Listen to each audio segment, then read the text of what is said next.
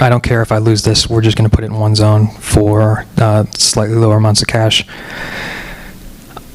EBS, which is the demo, sadly, that was not working earlier, is a mounted drive onto your instance for like super fast throughput.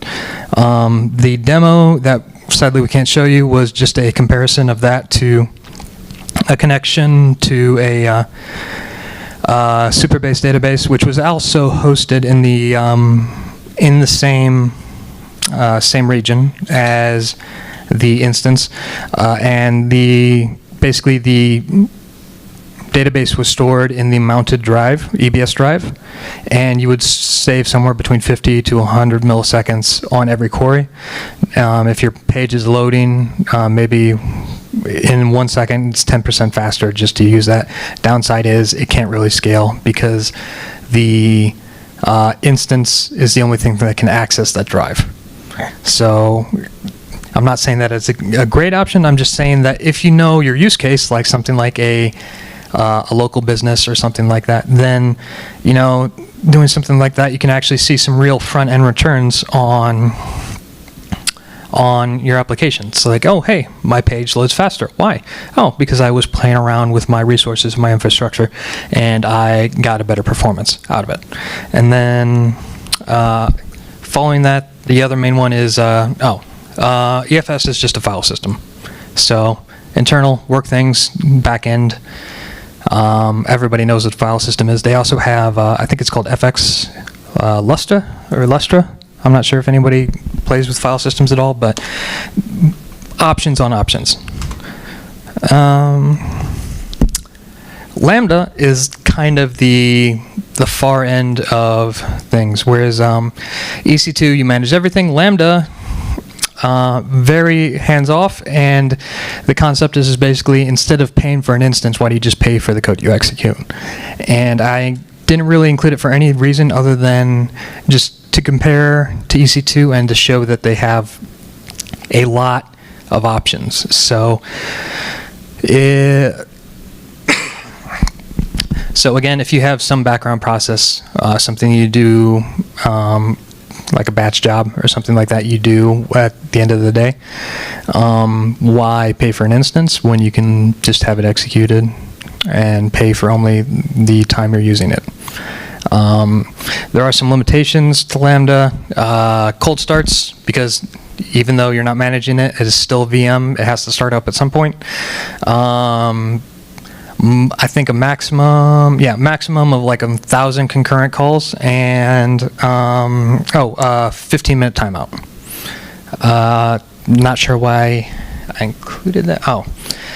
Also a lot of service integration. There's APIs that work with Lambda for some of their other services. So API Gateway, S3, DynamoDB. Not that anyone would ever use that, and CloudWatch. Cool. What are the timeouts and cold starts? It changes. So if you, I know that something like Java and Spring Boot is supposed to be atrocious on Lambda. Like anything in Java, just because, like, I guess the nature of booting up those VMs. So, do I have anything on the cold start times other than that? Nope. Oh, it also scales off memory. So, there we go. Moving on to some of our demos. I was going to do the EBS one first, but since that doesn't seem to be working, what we'll do is... It's supposed to be like globally available and stuff like that. Like, how come it doesn't work? Like, it's the last thing about working. Like, why is it not working? Network issue. But like, how? How's it not possible? We couldn't debug it. In like the 5 minutes, yeah. I SSH'd into it at home while I was eating a sandwich right before I came to see Roberto, and it worked. And it was not working when I got here. But Could you load it like to a different instance then? Like, I'd have to buy another instance, and I didn't want to do that for the talk. you could do it like for just like 1 hour. You could. Isn't it like, it's like 20 cents? No, so the instance was working. You can SSH into it. The Well, that's right. It started up, but when you try to communicate from the outside world, it said network. Yeah, it was found to load some resource. The only thing I could think of is either the EBS volume, but I checked the status on the volume and it said it was fine. And I thought maybe it could be this, the Superbase. Maybe it was failing to call the Superbase DB, like, because I'm cheap, I'm on the free plan with Superbase, and occasionally if you don't touch the DB in like 2 or 3 days, it just closes it for a time. But it did not do that either, so I can't tell you exactly what was wrong with it. And so we're kind of putting it to the side for now. So AWS Amplify. It's kind of, you know, the meme. Mom, can we have Vercel? We have Vercel at home. AWS Amplify. So,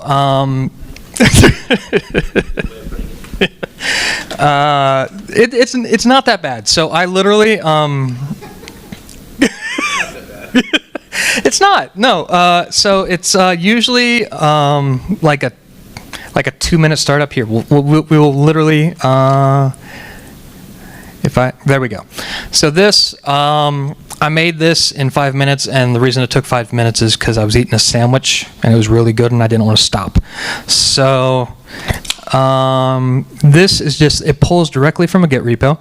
So if we, which one was that? This one, yeah. So AWS Amplify, you come in, it's like, hey, I want to use GitHub. This, no, obviously like Vue, Angular, like it recognizes all this, it'll generate the YAML files. So, boop. Sign into GitHub to continue. I am already signed in. Oh, no, I did not. You're on the left. What's that? You have the wrong laptop. Yes. Username. What was my username for GitHub?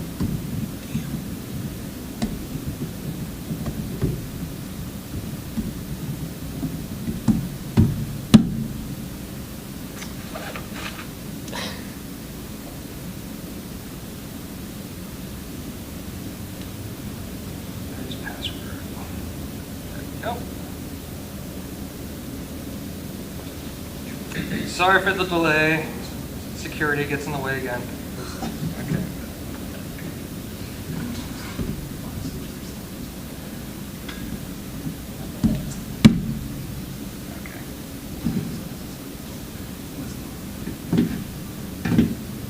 Repo. Yeah, we'll just reuse this again. So basically, just selects, and if we go here, it's going to auto-generate this YAML file. All you have to do is whatever env, I'm talking into my phone. Whatever env variables they have, you can either A, just slot them in here with the command build for the VML, or if we come down here, it's supposed to, yes, there we go. I hate your Mac, Roberto. No, this is not what I wanted. How do I?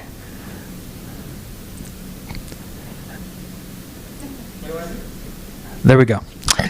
So, or you can come down here and add them in so that they're protected. I think that's what we're going to do here. If I can come back to this, down all the way here.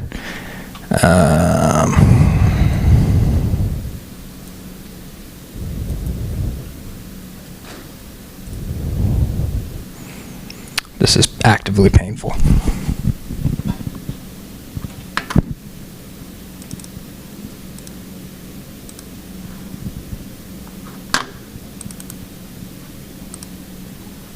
Thank God. At the end. I forgot the end. We'll have to grab it here. Oh, I just, well, good thing too, because I accidentally put the key and the var in the same field, which is not great.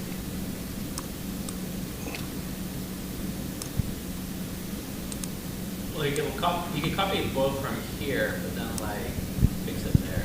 Yeah, that's what we're gonna do. I'm not gonna. Was it next public superbase and on key? Yeah.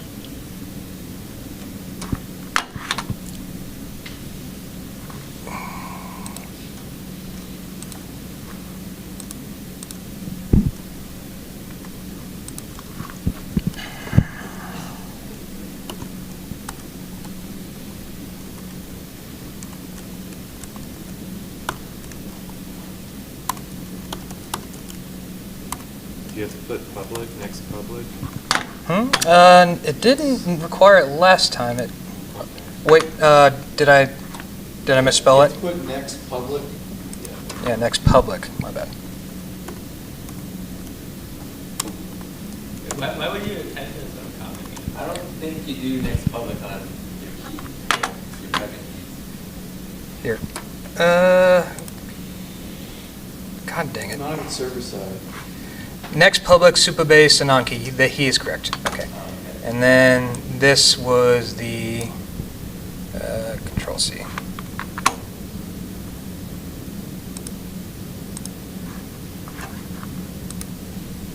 Control V. Get rid of that. Oh. I think you're missing one letter in the value. Co. Yeah. Yeah. Sweet. And then you're in at the beginning of your key. Where? First one, yeah. Next public. Well, it worked. Oh, okay. Painful part's over. There we go. Just slap in your keys. Review. Oh no, I have to scroll over now. There we go. And now it's the point.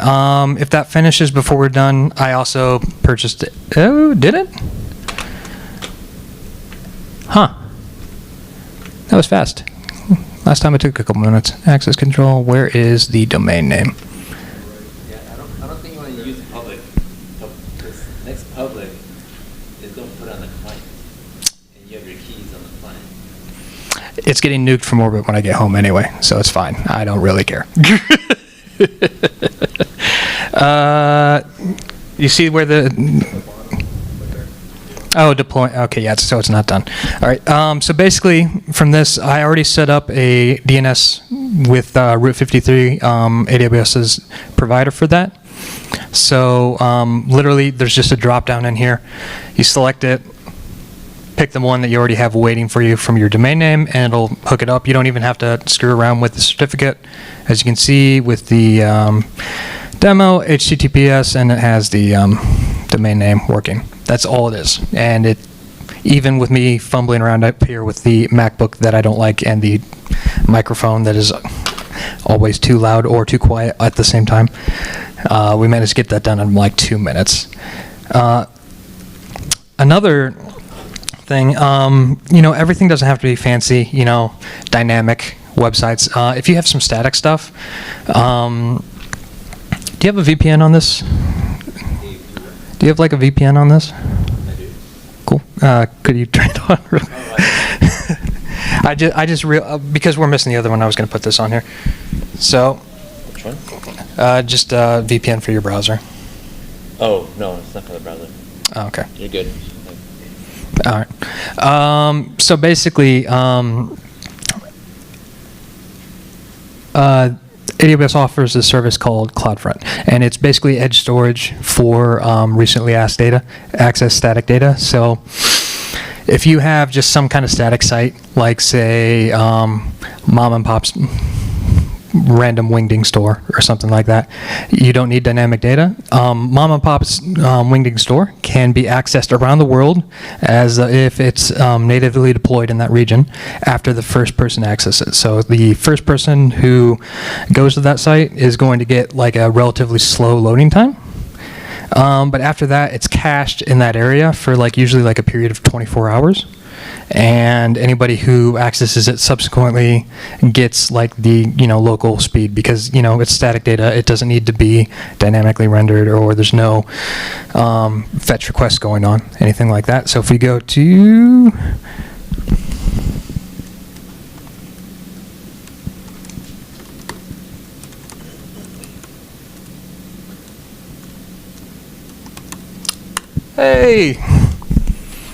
basically jQuery and static HTML, and that's it. And if you access this in Hong Kong or here in Austin, after the first time, it's basically the same thing. Loaded, same speeds. And this is just statically held in an S3 bucket, an S3 bucket, and fronted by CloudFront. So just another thing. If we had the VPN on the browser, we could I don't know, go to like a Hong Kong server and then try it. But Oh, yeah. yeah, Yeah. yeah. Where's your page? Oh, I just closed it. Okay, Yeah, okay. yeah. So. Oops. Switch location. You want to go to Hong Kong? Yeah, just someone far away. Let's go to Turkey. Yeah, sure. The browser's probably caching it already, but We yeah. can do a.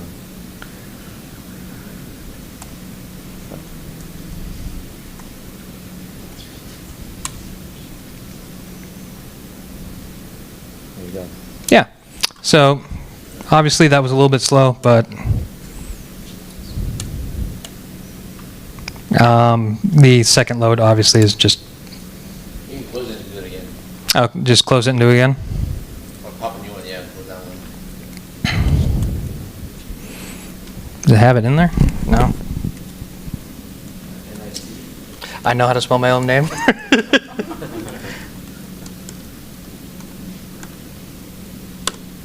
Yeah. So. Also, again, I'm not sure, just because it's the same, it's probably caching in the browser, but you get the idea, basically, is that any static content you have, global access, very, very little effort. So. Now, I know I haven't converted any of the Vercel fanatics in the in the audience, but I just want you to say it's not about AWS. It's about caring about your infrastructure and just looking, because there's like the EBS thing I was talking about. There's a ton of little ways that you can either A, save money, or B, just get better performance out of your site or your application just by asking, well, what can I change about on the back end that, really improves the performance and actually probably improves the experience of the person on the front end of that application as well. And that is all I got. Roberto, did we do good? You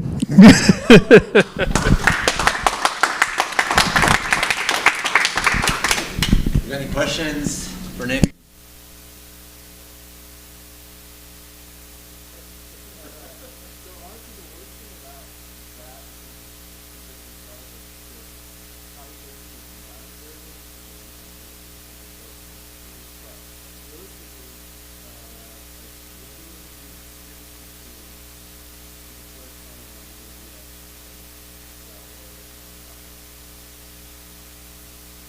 As soon as it starts costing me money on AWS, on Vercel.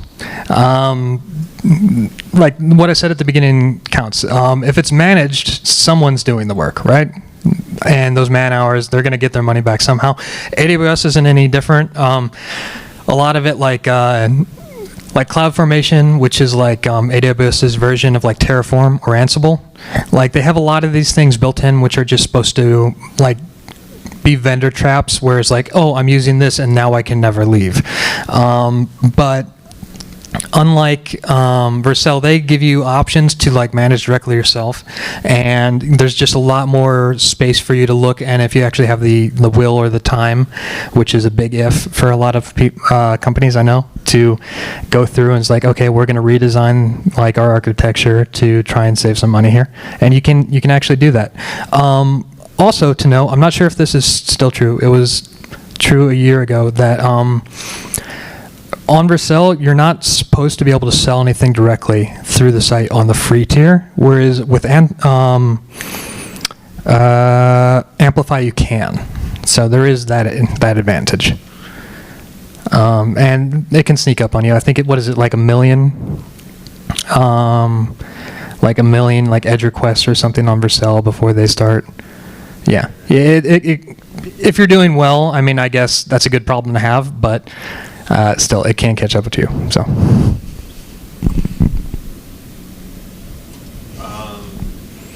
You said that the static site, like when it gets hit the second time, it gets from CloudFront.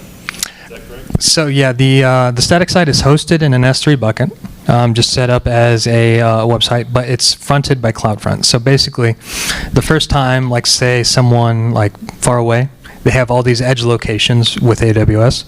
The static content that is fronted by CloudFront is stored there for like usually like a duration of like 24 hours. So the next time it's hit, it feels like a region deployed site. So it feels very fast. Just a CDN, right? Yeah. Yeah. Yeah, my question was like, when you update the static site, deploy it. Yeah, I've run into those issues. It's usually like 24 hours before it. 24 hours Yeah. that fresh. Yeah. That's comparable, right? I figured that. I've never tried, honestly. Yeah, it's not instant though. Yeah. But yeah, it's nice. Like I've liked it. I've used it for like several things. Like my sister has a photography company, and I helped her. Well, she had a photography company. I helped her build her site with that. So. There's a validate button in CloudFront, and if you do /start or validate everything S3 bucket, you can choose like what browser or validate to again. Oh, okay. Yeah. All right. Did not know that. Thank you. But if you use Vercel, it'll free automatic. Yes.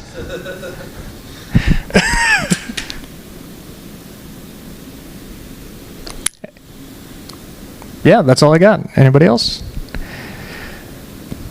Yes. Why are you using Firefox? Not my laptop. Not my laptop. Has that gone through yet? By the way, does anybody know? Because I know they changed their terms of service like 2 months ago, right? When Google lost the antitrust suit. So Google used to pay Firefox mountains and mountains of money to be the default search engine on their browser, and that is the only way that they stayed like nonprofit with it. And now that they lost that suit, Firefox is down with something like 70% of the revenue. So they changed their terms of service, saying we will never sell your data to we will definitely sell your data, and now we're yeah. It's another Chrome. It's another Chrome. Yeah, it's Chrome with a pretty little animal on the front of it. It's cool. So yeah, that's all I got.